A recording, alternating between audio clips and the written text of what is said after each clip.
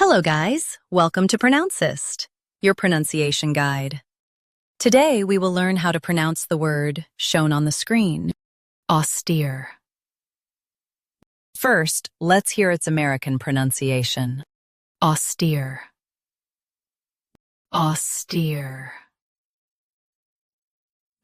Now, read the syllables of U.S. pronunciation shown on the screen naturally. Austere. Austere. Now, let's focus on British pronunciation of this word. Austere. Austere. Now, read the syllables of British pronunciation shown on the screen naturally. Austere. Austere. US, UK, aw.